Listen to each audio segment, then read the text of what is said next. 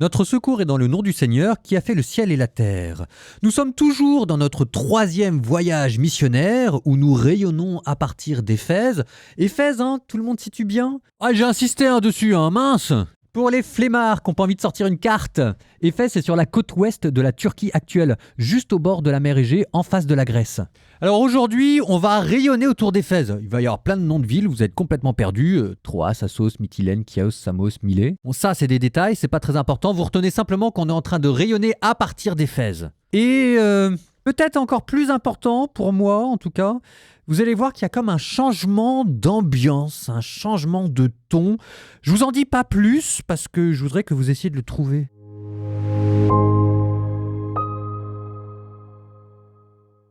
Actes des Apôtres, chapitre 20.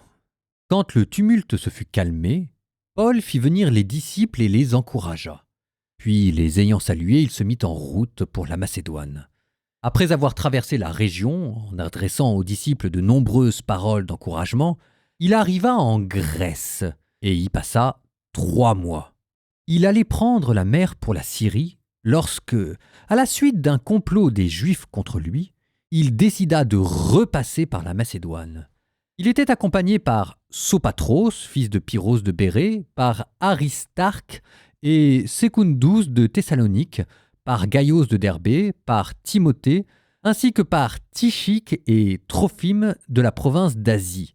Ces derniers étaient partis en avant et nous attendaient à Troas. Quant à nous, après la Pâque, nous avons embarqué à Philippe et au bout de 5 jours, nous les avons rejoints à Troas, où nous avons passé 7 jours. Le premier jour de la semaine, nous étions rassemblés pour rompre le pain et Paul, qui devait partir le lendemain, s'entretenait avec ceux qui étaient là. Il continua de parler jusqu'au milieu de la nuit, car dans la salle du haut où nous étions rassemblés, il y avait suffisamment de lampes. Un jeune garçon nommé Eutyche, assis sur le rebord de la fenêtre, fut gagné par un profond sommeil, tandis que Paul prolongeait l'entretien. Pris par le sommeil, il tomba du 3e étage et, quand on le souleva, il était mort. Paul descendit, se précipita sur lui et le prit dans ses bras en disant « Ne vous agitez pas ainsi. Le souffle de vie est en lui. » Il remonta, rompit le pain et mangea, puis il conversa avec eux assez longtemps jusqu'à l'aube. Ensuite, il s'en alla. Quant au garçon, on l'emmena bien vivant et ce fut un immense réconfort. Pour nous, ayant pris les devants par bateau, nous avons gagné le large pour Assos, où nous devions reprendre Paul. Celui-ci, en effet, devait y aller par la route. Ainsi en avait-il disposé. Lorsqu'il nous a rejoints à Assos, nous l'avons repris pour aller à Mytilène. Nous avons embarqué le lendemain et de là, nous sommes parvenus en face de Chios. Le jour suivant, nous avons fait la traversée jusqu'à Samos et le jour d'après, nous sommes allés jusqu'à Milet. En effet, Paul avait pris la décision de passer au large d'Éphèse pour ne pas avoir à rester trop longtemps dans la province d'Asie, car il se hâtait pour être, si possible, à Jérusalem le jour de la Pentecôte. Depuis Milet, il envoya un message à Éphèse pour convoquer les anciens de cette église. Quand ils furent arrivés auprès de lui, il leur adressa la parole. « Vous savez comment je me suis toujours comporté avec vous depuis le premier jour où j'ai mis le pied en Asie. J'ai servi le Seigneur en toute humilité, dans les larmes et les épreuves que m'ont valu les complots des Juifs. Je n'ai rien négligé de ce qui était utile pour vous annoncer l'Évangile et vous donner un témoignage en public ou de maison en maison. Je rendais témoignage devant Juifs et Grecs pour qu'ils se convertissent à Dieu et croient en notre Seigneur Jésus-Christ. Et maintenant, voici que je suis contraint par l'Esprit de me rendre à Jérusalem sans savoir ce qui va m'arriver là-bas. Je sais seulement que l'Esprit Saint témoigne de ville en ville que les chaînes et les épreuves m'attendent. Mais en aucun cas je n'accorde du prix à ma vie, pourvu que j'achève ma course et le ministère que j'ai reçu du Seigneur Jésus, rendre témoignage à l'évangile de la grâce de Dieu. Et maintenant, Je sais que vous ne reverrez plus mon visage, vous tous, chez qui je suis passé en proclamant le royaume. C'est pourquoi j'atteste aujourd'hui devant vous que je suis pur du sang de tous, car je n'ai rien négligé pour vous annoncer tout le dessein de Dieu. Veillez sur vous-même et sur tout le troupeau dont l'Esprit Saint vous a établi responsable pour être les pasteurs de l'Église de Dieu qu'il s'est acquise par son propre sang. Moi, je sais qu'après mon départ, des loups redoutables s'introduiront chez vous et n'épargneront pas le troupeau. Même du milieu de vous surgiront des hommes qui tiendront des discours pervers pour entraîner les disciples à leur suite. Soyez donc vigilants et souvenez-vous que durant 3 ans, nuit et jour, je n'ai cessé dans les larmes de reprendre chacun d'entre vous. Et maintenant, je vous confie à Dieu et à la parole de sa grâce, lui qui a le pouvoir de construire l'édifice et de donner à chacun l'héritage en compagnie de tous ceux qui ont été sanctifiés. Je n'ai convoité ni l'argent, ni l'or, ni le vêtement de personne. Et vous le savez bien vous-même, les mains que voici ont pourvu à mes besoins et à ceux de mes compagnons.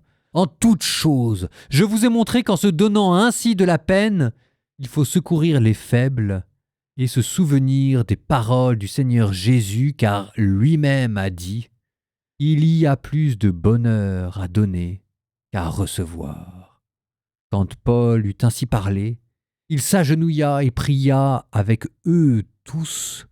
Tous se mirent à pleurer abondamment. Ils se jetaient au cou de Paul et l'embrassaient. Ce qui les affligeait le plus, c'est la parole qu'il avait dite « Vous ne verrez plus mon visage ». Puis on l'accompagna jusqu'au bateau.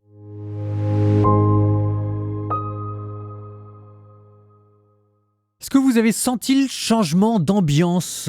Ah, ça commence à devenir un peu plus grave, la manière dont Paul parle. Il s'est passé quelque chose. Et il y avait une phrase clé, verset 16. Saint Paul dit aux anciens qu'il souhaiterait être à Jérusalem pour le jour de la Pentecôte. Alors là, normalement, vous avez tous les warnings qui s'allument dans votre tête.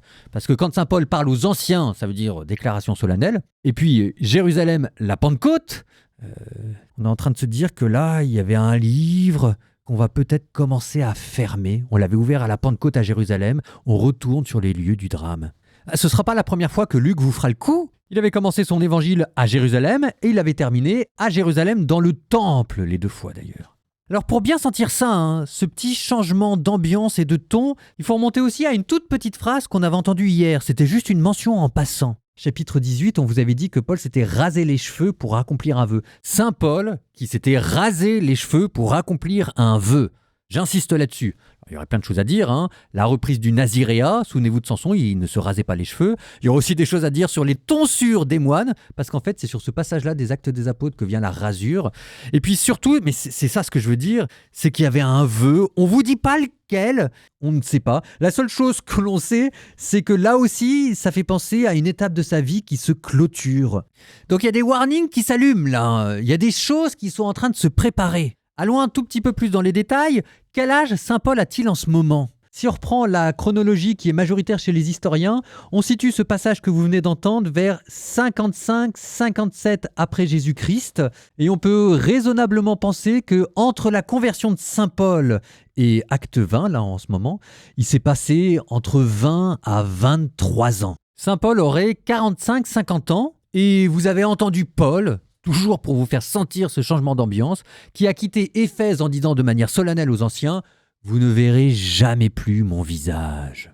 Quand je vous dis qu'il y a une forme de gravité ici. Et d'ailleurs, c'était la dernière partie de la lecture, on a eu le droit au discours solennel d'adieu à Milet, à côté d'Éphèse. Ça fait vaguement penser dans l'Ancien Testament à Samuel. Quand Samuel se retire de la vie politique, il convoque tout le peuple pour vérifier que tous les dossiers sont bien réglés et qu'on peut se quitter en paix. Là, c'est un peu ce même sentiment. Alors vous relirez, saint Paul vous dit qu'il n'a tiré aucun avantage personnel et matériel de l'évangélisation. Au contraire, il s'est pris pas mal de persécutions et il a travaillé de ses mains, ce qui pour lui était un titre de gloire. Saint Paul, fabricant de tentes, pour n'être à charge de personne.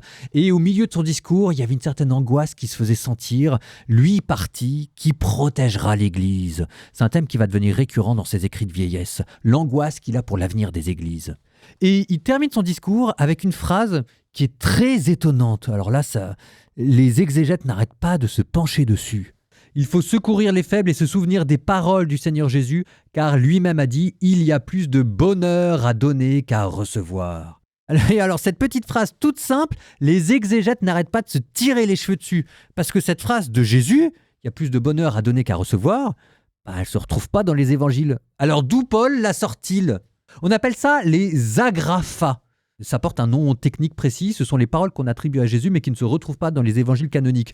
En même temps, on comprend, les évangiles canoniques ont rassemblé énormément de paroles de Jésus, mais elles n'ont jamais eu la prétention à rassembler toutes les paroles de Jésus. C'est ce que vous disait Jean à la fin de son évangile, si on devait écrire tout ce qu'a dit et fait Jésus, l'univers entier ne suffirait pas. Donc là, une nouvelle phrase de Jésus, il y a plus de bonheur à donner qu'à recevoir, où on sent bien la gratuité, ça a bien la musique et la couleur de l'évangile. Alors vous avez d'autres passages dans le Nouveau Testament qui vous parlent d'autres phrases, d'autres enseignements de Jésus, mais qui cette fois-ci auraient été perdus. Par exemple, dans la première lettre aux Thessaloniciens, on vous parle d'un enseignement de Jésus concernant son retour, sa parousie. Alors des agrafas, des paroles inédites de Jésus, on en trouve aussi chez les pères de l'Église. Par exemple, Papias IIe siècle, le Seigneur disait « Il y aura des jours où pousseront des ceps de vigne, chacun ayant 10 000 sarments et sur chaque sarment 10 000 grappes. » C'est de Jésus ou c'est pas de Jésus ça ? On ne sait pas très bien. Ou alors, Justin Martyr, là je l'aime beaucoup. « Soyez éprouvés comme des bons changeurs, gardez ce qui est bon. » Peut-être que Jésus a dit cette phrase. Et dernier agrapha célèbre, Origène, celui qui est près de moi est près du feu, celui qui est loin de moi est loin du royaume. Bon, ça vous montre que le Nouveau Testament a des frontières assez floues. On ne va pas rentrer dans toute la question du canon des Écritures. On a gardé 4 évangiles et on a gardé les lettres de saint Paul. Mais il y a des lettres qu'on lui attribue, des lettres qu'on ne lui attribue pas. Vous avez aussi des recueils entiers d'agrapha qui ont été considérés comme apocryphes. Par exemple, l'évangile de Jésus-Christ selon saint Thomas. Donc tout ça pour vous dire que ça n'a l'air de rien. Mais cette phrase que saint Paul attribue à Jésus, qui est extrêmement belle, elle pourrait à elle seule aussi résumer l'évangile. Il y a plus de joie à donner qu'à recevoir. Ça soulève un problème entier, un problème fascinant. Les frontières du Nouveau Testament, le canon des Écritures. Livre des Proverbes, chapitre 29, 13 à 15. Le pauvre et l'exploiteur se rencontrent. À tous deux, le Seigneur donne la lumière. Le roi qui rend justice aux faibles selon la vérité ne cesse d'affermir son trône. Coup de bâton et remontrance procurent la sagesse. Un jeune renvoyé fait la honte de sa mère.